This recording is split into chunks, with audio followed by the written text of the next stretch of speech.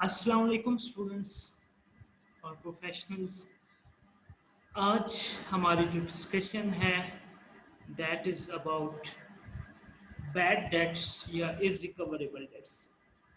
आज का जो टॉपिक है ये एसीसी के पेपर जो स्टूडेंट्स F3 पढ़ रहे हैं, ICMAP का जो पेपर इंट्रोडक्शन टू अकाउंटिंग पढ़ रहे हैं, इसके अलावा CA का paper CAF 1 introduction to accounting और MBA, BBA, BCom और MCom के जो स्टूडेंट्स फाइनेंशियल अकाउंटिंग का पेपर पढ़ रहे हैं उनके हवाले से ये आज का लेक्चर है जी।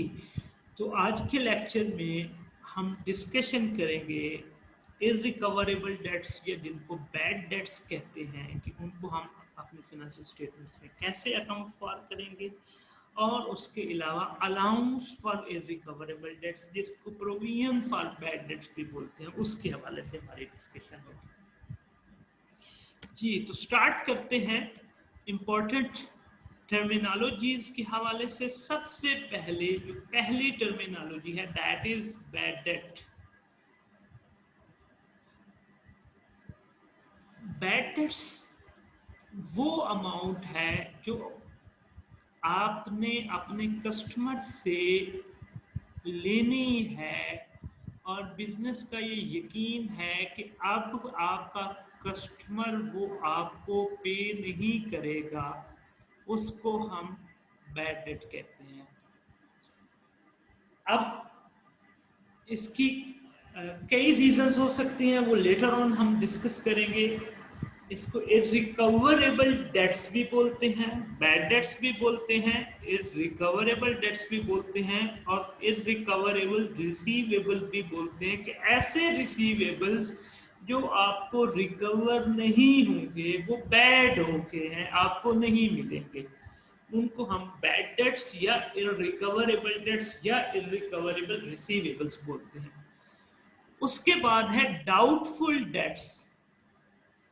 ये ऐसे कस्टमर की अमाउंट है जो आपने कस्टमर से लेनी है और कस्टमर ने आपको देनी है, जिन के लिए आपको ये यकीन नहीं है कि वो बिल्कुल नहीं मिलेंगे, बल्कि कुछ ऐसे सिम्टम्स आपने देखे कि आप डाउटफुल हैं कि मिलेंगे या नहीं मिलेंगे, या रिकवरी करने में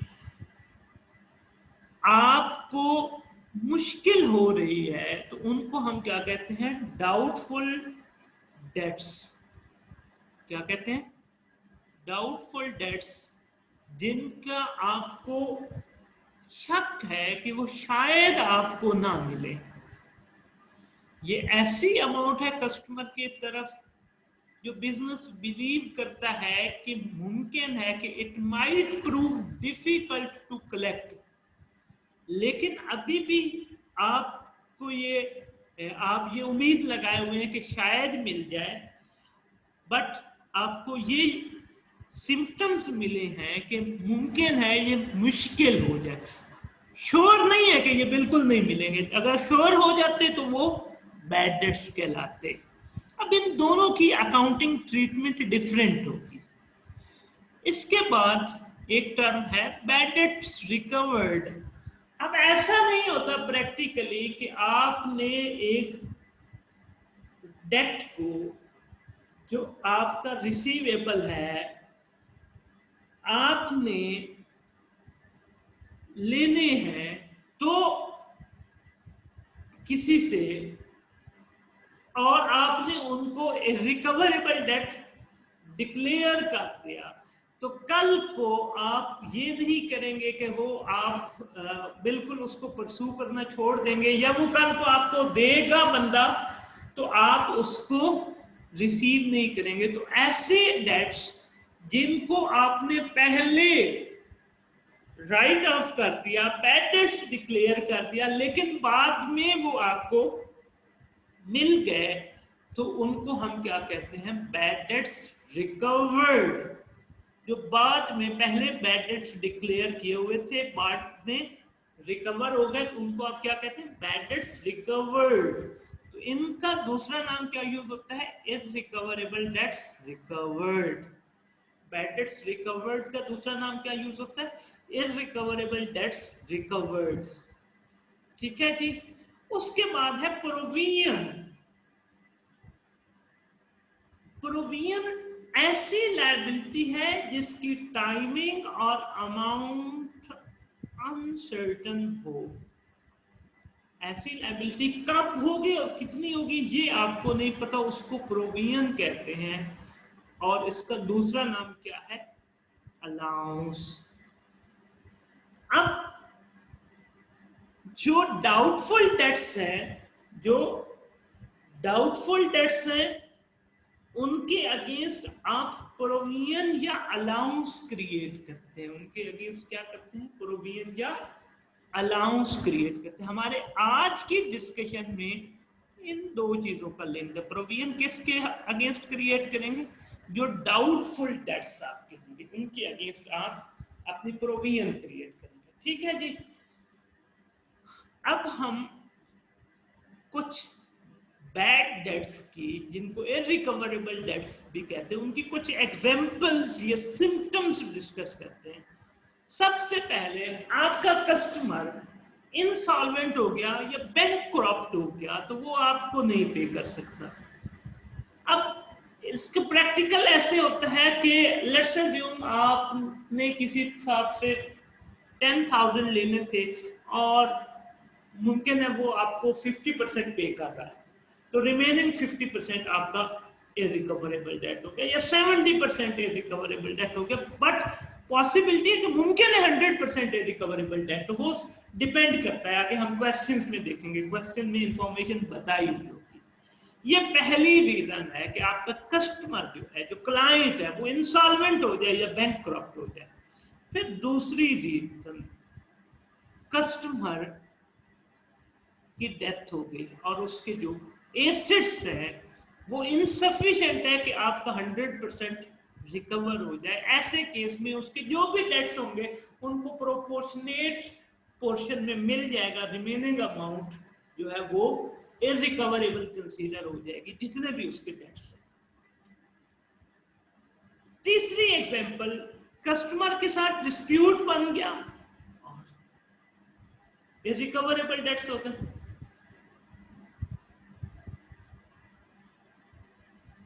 चौथी एग्जांपल, कस्टमर डिसऑनेस्ट हो गया और उसकी डिसऑनेस्टी के बाद, और वो आपसे तकड़ा किस्म का इंसान है, आपकी पार नहीं है कि उससे अमाउंट रिकवर कर सके, तो ऐसे केस में डिसऑनेस्टी ऑफ द कस्टमर जो है वो भी आपके बैड डेट की रीजन बन सकते हैं। वो भी एक एग्जांपल है बैड डेट होने की।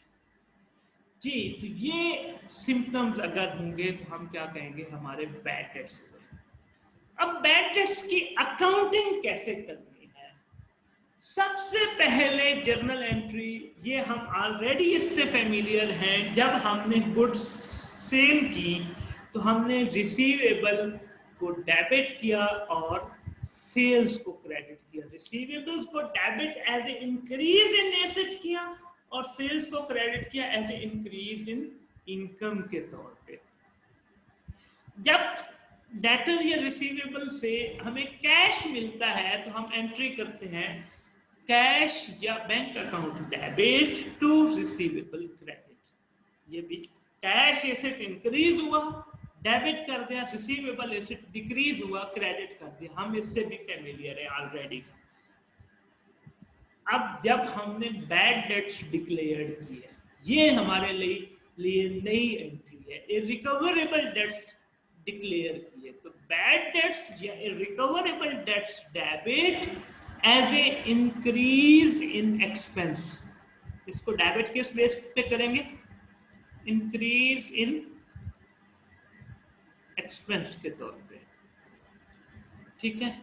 और रिसीवेबल्स कंट्रोल अकाउंट या रिसीवेबल अकाउंट को हम क्रेडिट करेंगे as a decrease in asset के तौर पे। रिसीवेबल को क्या करेंगे? क्रेडिट कर देंगे as a decrease in asset. ये हमारे लिए नई एंट्री है। तो रिकवरेबल डेट्स को बुक्स ऑफ अकाउंट्स में रिकॉर्ड करने के लिए एंट्री क्या है? बैड डेट्स या irrecoverable debts debit to receivables credit. और अकाउंटिंग पीरियड के एंड पे इरिकवरेबल डेट जो है वो हमारा नॉमिनल अकाउंट है। याद रखिएगा, एक्सपेंस और इनकम के अकाउंट्स नॉमिनल अकाउंट्स होते हैं और ये क्लोज होते हैं अगेंस्ट इनकम स्टेटमेंट या प्रॉफिट एंड लॉस। तो statement of profit and loss debit to bad debt और irrecoverable asset irrecoverable debts account credit. तो बैड डेट्स या इरिकवरेबल डेट्स अकाउंट को हमने क्रेडिट कर दिया as a decrease in expense और इसको as a increase in expense, और इसको क्या कहते हैं, क्लोजिंग एंट्री बोलते हैं। ये हम हर एक्सपेंस और हर इनकम के लिए एंट्री पास करते हैं, क्योंकि ये हमारा एक्सपेंस है तो एक्सपेंस की ये हमने क्लोजिंग एंट्री पास किया eight the end of the accounting period, जब हमारा अकाउंटिंग पीरियड एंड हो रहा है। जी, अब हम बात करते हैं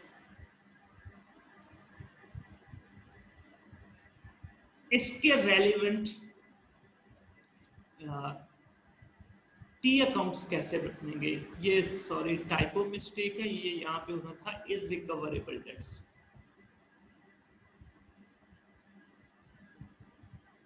ठीक है, रिसीवेबल का ओपनिंग बैलेंस एसेट था, हमने शो कर दिया डेबिट साइड पे। सेल्स जब की तो एंट्री पास की receivables debit to sales credit, तो रिसीवेबल की डेबिट साइड पे अमाउंट आ गई। जब रिसीव किया कैश तो कैश या bank debit to receivable credit, receivable की क्रेडिट साइड पे अमाउंट आ गई। अब ये इरिकवरेबल डेट्स की एंट्री पास की, बैड डेट्स एक्सपेंस डेबिट या irrecoverable debts debit to receivables credit, तो रिसीवेबल की क्रेडिट साइड को उसकी पोस्टिंग शो कर दी। और फिर हमारे पास क्लोजिंग बैलेंस आ गया eight the end of the period. अब दूसरी साइड पे बैड डेट्स का या रिकवरेबल डेट्स का अकाउंट कैसे बनेगा। बैड डेट्स में एक ही एंट्री हुई थी पहली के bad debts debit to receivable credit, उसकी हमने पोस्टिंग की तो बैड डेट्स की डेबिट साइड पे आए। और फिर एसपीएल के statement of profit and loss के अगेंस्ट उसको क्लोज कर दिया तो क्रेडिट साइड पे आ गए। अभी तक हमने अलाउंस को नहीं डिस्कस किया, सिर्फ किसको डिस्कस किया कि हमारा बैड डेट एक्सपेंस हुआ। तो ये हमारे इस तरह दो टी अकाउंट्स बन गए। After that examples of doubtful dates.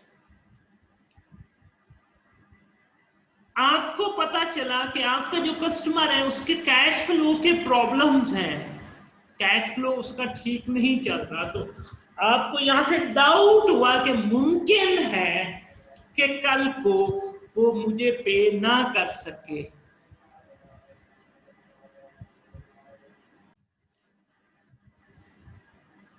Ji, customer normally जितना टाइम पीरियड है उससे सेटलमेंट में ज्यादा टाइम ले रहा है,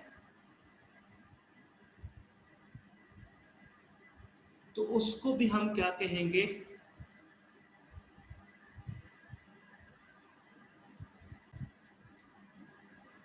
जी तो हम क्या कहेंगे कि ये एक सिम्टम है कि मुमकिन है कल को हमें कस्टमर पे ना करे। लेट्स अज्यूम 30 डेज का आपने क्रेडिट टाइम पीरियड दिया, कस्टमर आपसे 90 डेज ले रहा है या 120 डेज ले रहा है कि यूजुअल टाइम पीरियड से वो ज्यादा टाइम ले रहा है, तो ये एक सिम्टम हो सकता है कि मुमकिन है कल को डाउटफुल डेट हो जाए। कस्टमर के जो ऑपरेशंस हैं, मिसाल के तौर पे कोई नेचुरल डिजास्टर हो गई है, उसकी प्रोडक्शन ठीक नहीं हो रही, स्ट्राइक्स हो गए, कोई और अनयूजुअल इवेंट लाइक कोविड-19 हुआ तो पूरी दुनिया के ऑपरेशंस रुक गए।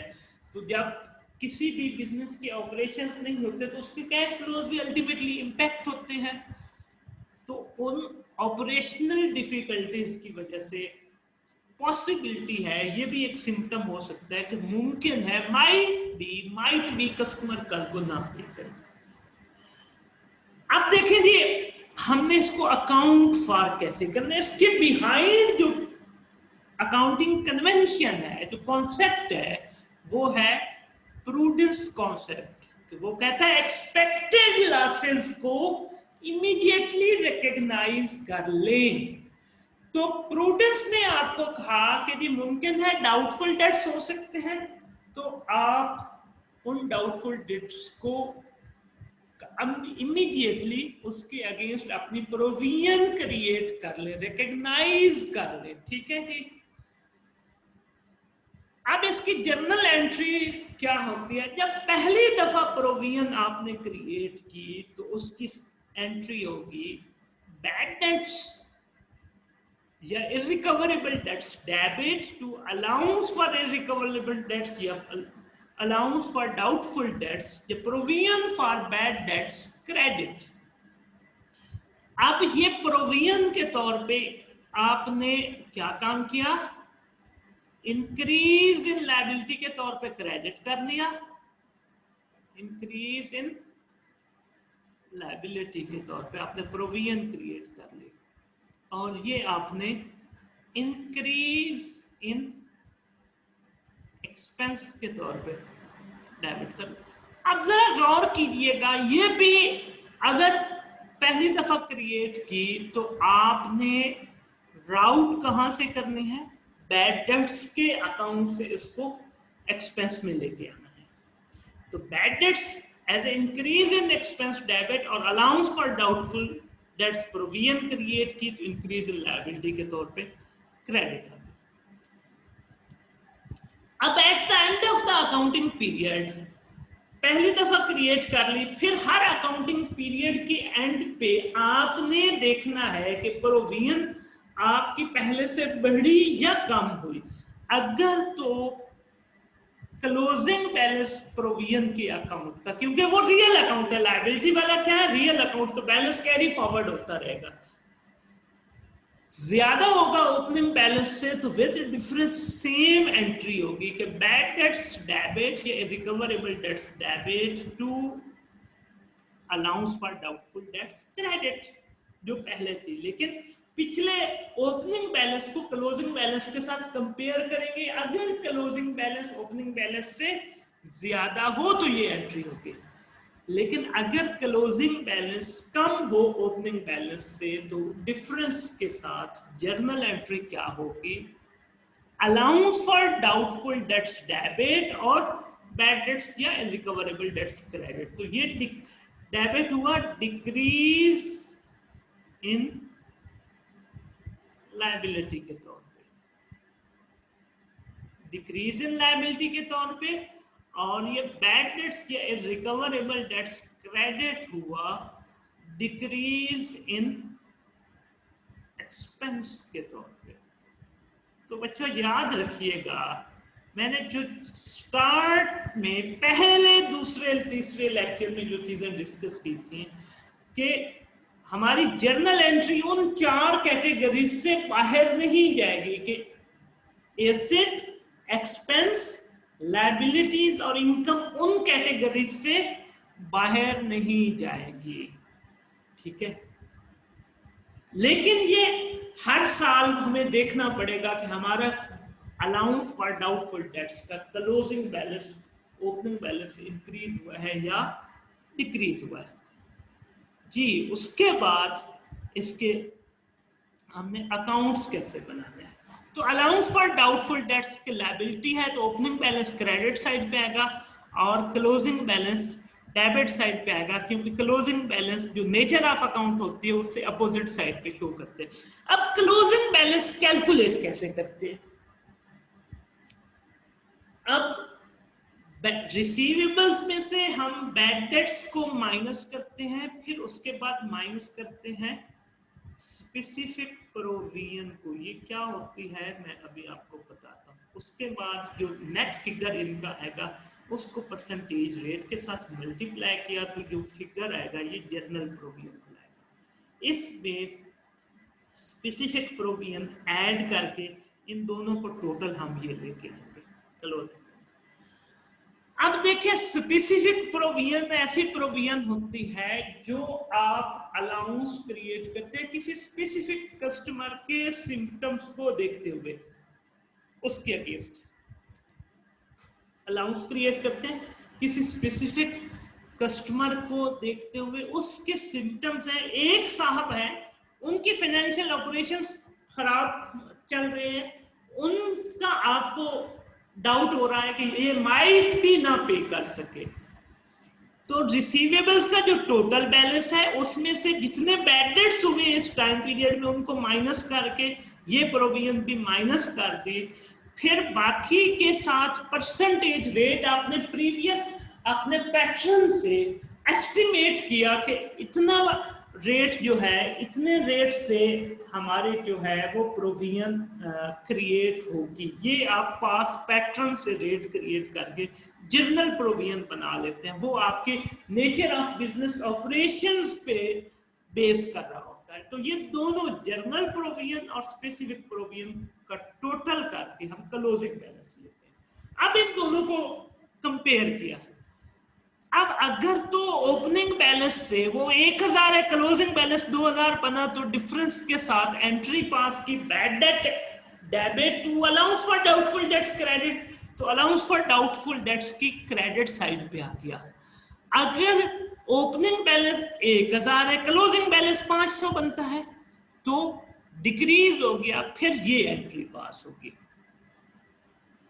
ठीक है, अब इन दोनों में से इसमें से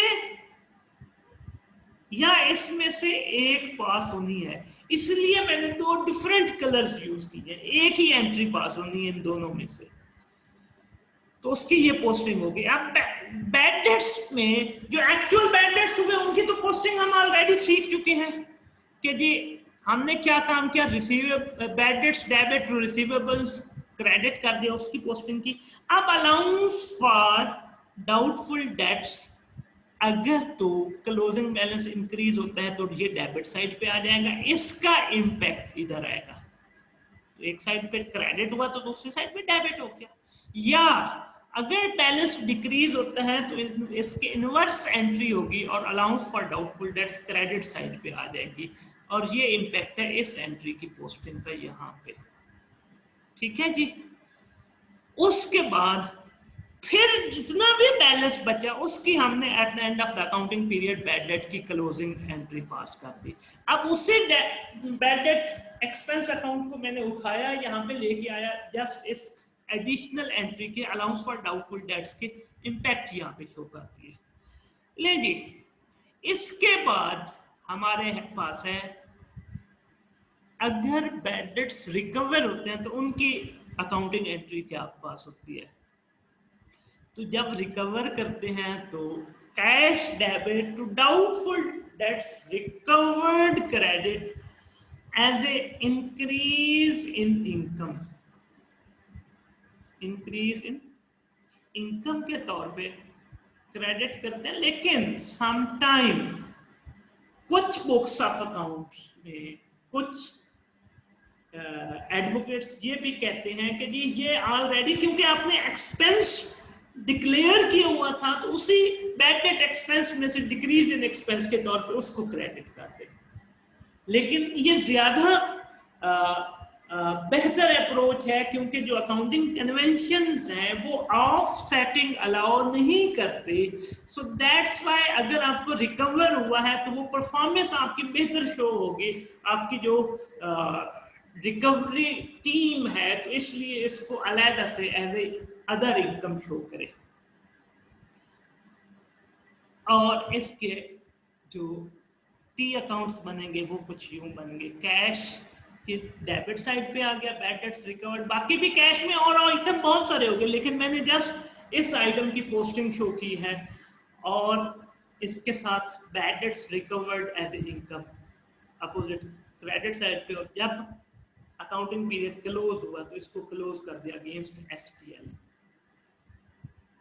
ले जी, अब हम कुछ क्वेश्चन करते हैं। अब एक अकाउंट है, उसका ओपनिंग बैलेंस जो है अलाउंस फॉर डाउटफुल डेट्स का वो है 1000।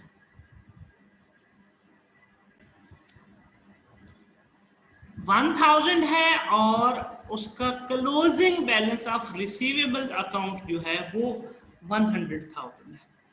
अब अलाउंस फॉर डाउटफुल डेट्स का आपको ओपनिंग बैलेंस मिल गया और रिसीवेबल्स के अकाउंट का क्लोजिंग बैलेंस मिल गया। What amount of allowance for doubtful debts should be charged to the statement of comprehensive income using a 5% allowance for doubtful debts for the accounting period?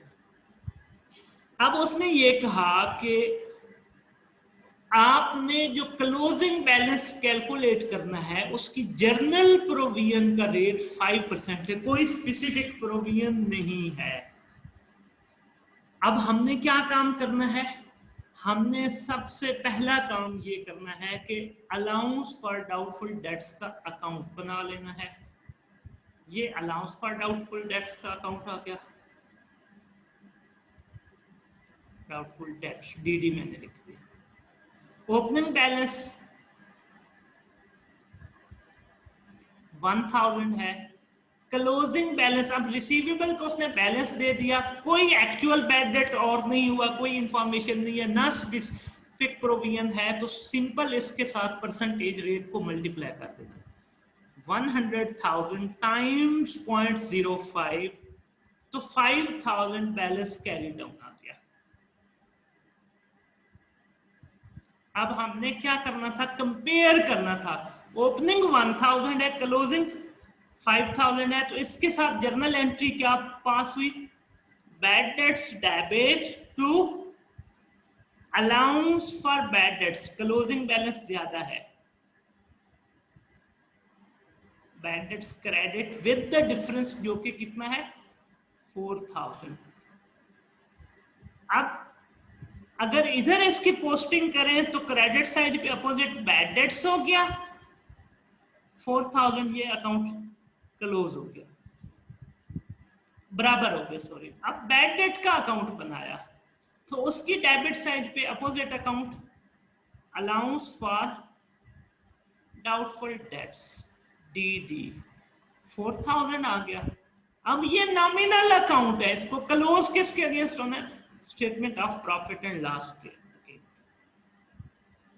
4000। तो income statement का या statement of comprehensive income या statement of profit and loss account बोलते हैं, charge कितना आया? 4000। तो answer A is the right answer जी। एट 31 दिसंबर 2018 कंपनी के रिसीवेबल्स टोटल्ड है 6 लाख के,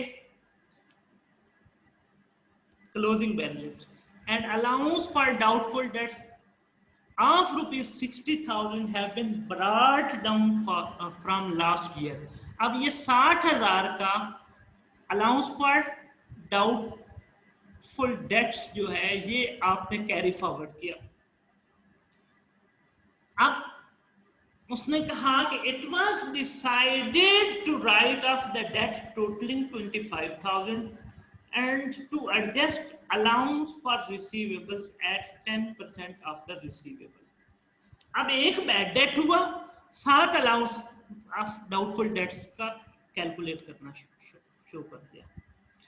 अब उसने कहा at what amount receivables are to be shown in the statement of financial position 31 दिसंबर 2018 को। अब क्वेश्चन थोड़ा सा डिफरेंट है कि अब ये उसने एसएफपी का एक्सट्रैक्ट आपसे पूछ लिया। अब जरा मैं ये बात आपके साथ एक्सप्लेन कर दूं कि वो बनाते कैसे हैं। एसएफपी का स्टेटमेंट ऑफ फाइनेंशियल पोजीशन का इसका एक्सट्रैक्ट कुछ इस तरह होगा, रिसीवेबल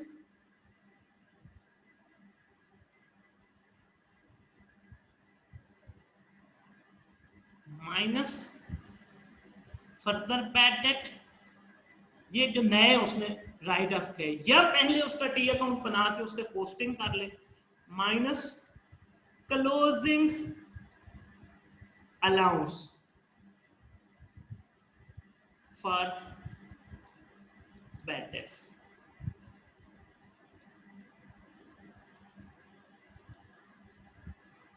उसके बाद ये कॉलम, ये इनर कॉलम है एसएफपी का, ये मेन कॉलम है, ये इसका एक्सट्रैक्ट बनेगा। अब हमें उसने रिसीवेबल्स तो बता दिया,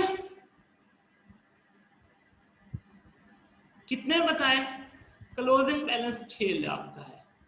अब इनमें से डाउटफुल डेट हुआ 60,000 का, उसकी एंट्री क्या बनी, bad debt debit to receivable credit.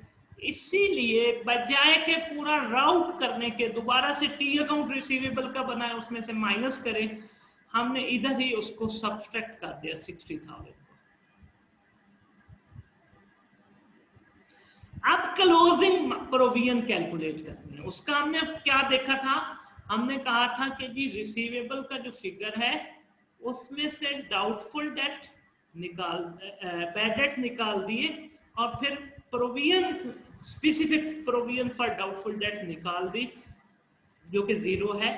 तो रिमेनिंग फिगर को हमने मल्टीप्लाई कर दिया परसेंटेज के रेट के साथ, तो जनरल प्रोविजन आ गए, तो ये 54,000 बन गया।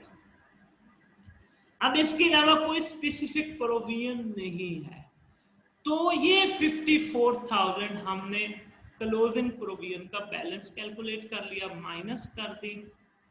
तो उसके बाद हमारे पास जो फिगर आएगा that would B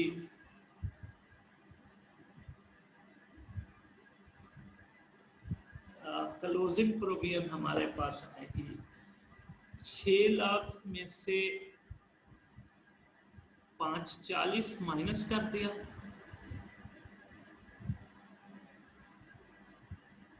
O sorry sorry sorry sorry, इधर एक मैं मिस्टेक आप लोगों के साथ कर बैठा हूँ कि ये मैंने अमाउंट गलत लिख दी।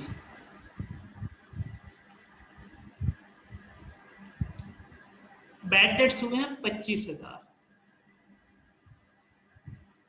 तो इसलिए यहाँ पे भी माइनस करेंगे 25,000। मैंने वो प्रोविजन का बैलेंस लिख दिया,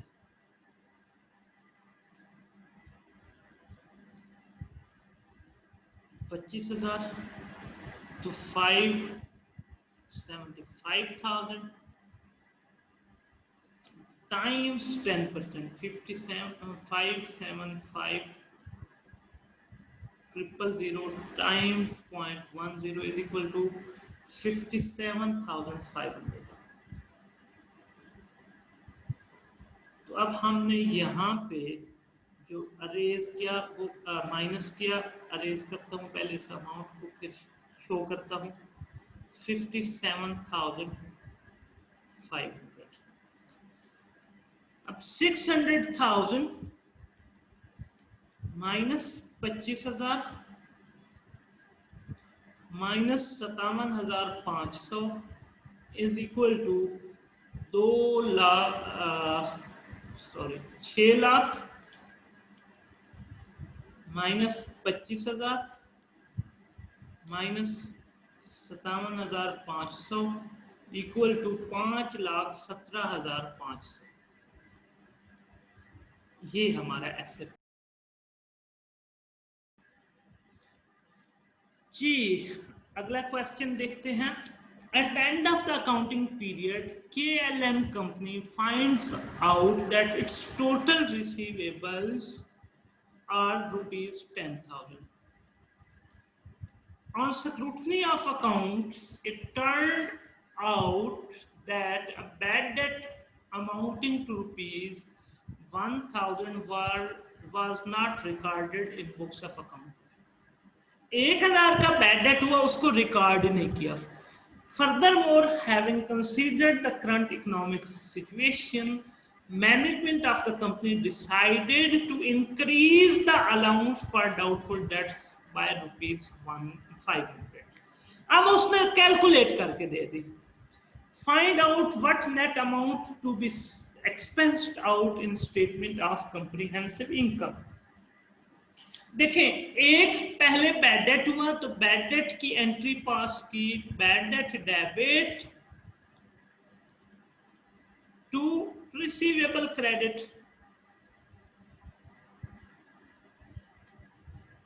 1000 और 1000 से। फिर allowance for doubtful debts increase हुआ तो उसकी एंट्री पास की, bad debts debit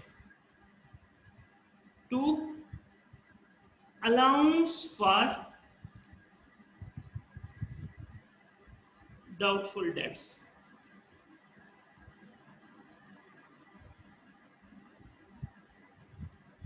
with 500।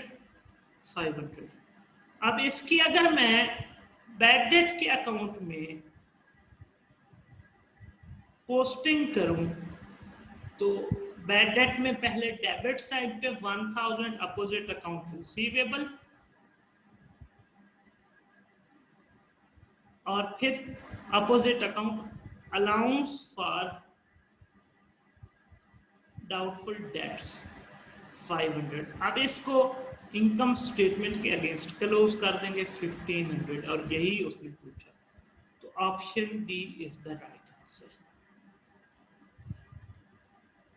Ji, nature of allowance for doubtful debt account is, अब ये एसेट अकाउंट है, इनकम अकाउंट है, एक्सपेंस अकाउंट है, लायबिलिटी अकाउंट है, तो हमें पता होना चाहिए ये कौन सा है, लायबिलिटी अकाउंट है। कौन सा अकाउंट है?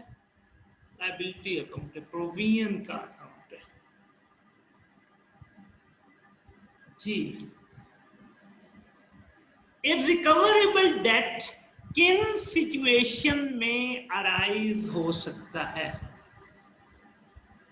पहला, कस्टमर गोज बैंकक्रप्ट। अब इररिकवरेबल डेट, बैड डेट की उसने एग्जांपल पूछी है। Invoice is not yet due for payment, N invoice is in dispute, a customer page part of the account.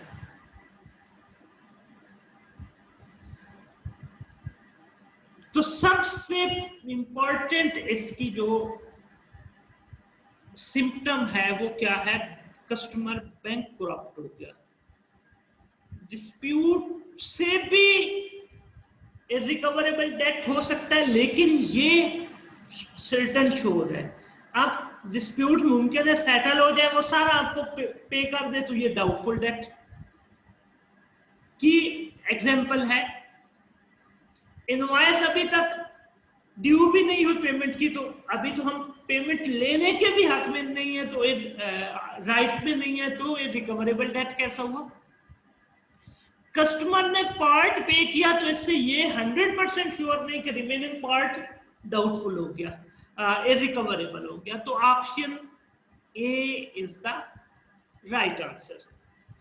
जी, उसके बाद irrecoverable debts are ₹5,000, trade account receivables at the year end are ₹120,000। अब irrecoverable dates already 5,000 के हो गए हैं।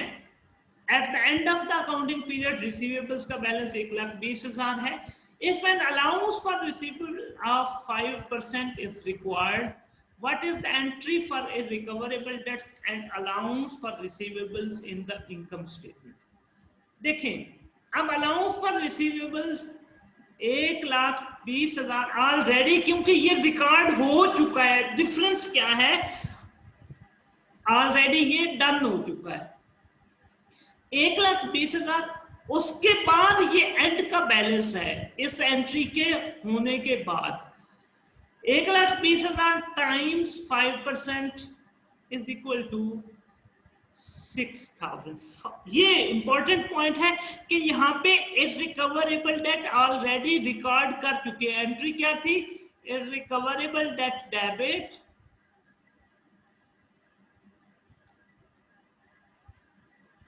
To receivable credit. ये entry आप already अपनी बुक्स ऑफ अकाउंट्स में रिकॉर्ड कर चुके हैं। 6,000। अब क्या हुआ? उसके बाद अलाउंस आपने, ये जो बैलेंस है रिसीवेबल अकाउंट का, ये इसके बाद का है, उस पे आपने ये 5000 से रिकवरेबल डेट्स 5000 का था, ये 6000 प्रोविजन कैलकुलेट की। अब ओपनिंग प्रोविजन 0 है, क्लोजिंग 6000 की, तो irrecoverable debt debit to allowance for bad debts credit, कितने अमाउंट से, 6000 से। तो ये दोनों, इसकी पोस्टिंग ऑलरेडी हम कर चुके हैं बैड डेट के अकाउंट में, ये रिकवरेबल डेट के अकाउंट में इसकी पोस्टिंग हो चुकी है रिसीवेबल। अब इसकी पोस्टिंग की तो opposite allowance for doubtful debts 6000, तो इनकम स्टेटमेंट को कितना जाएगा, 11000। Answer A is the right answer जी। अगर आपकी डबल एंट्री क्या होगी, इररिकवरेबल डेट्स को आपने राइट ऑफ कर दिया, तो जर्नल एंट्री उसकी क्या होगी, क्या होती है, बैड डेट डेबिट या recoverable debt debit to receivable credit. तो option A is the right answer, irrecoverable debt debit receivable credit. दूसरा क्या है, receivable debit to irrecoverable debit credit, गलत। फिर receivable debit to allowance for irrecoverable debt, गलत।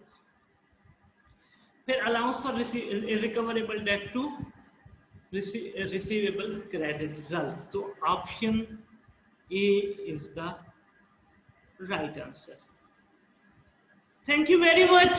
आई hope कि आज का लेक्चर आपको पसंद आया होगा और आपने ये टॉपिक बड़ी डिटेल में अंडरस्टैंड कर लिया होगा। कल इंशाल्लाह एक नए टॉपिक के साथ आपकी खिदमत में हाजिर होता हूँ। अगर आपको आज का लेक्चर पसंद आया है तो काइंडली मेरे यूट्यूब चैनल को सब्सक्राइब कीजिए, अपने सर्कल में शेयर कीजिए और बेल आइकन ज़रूर दबाइएगा ताकि आपको हर आने वाली वीडियो का नोटिफिकेशन मिलता रहे। Thank you very much.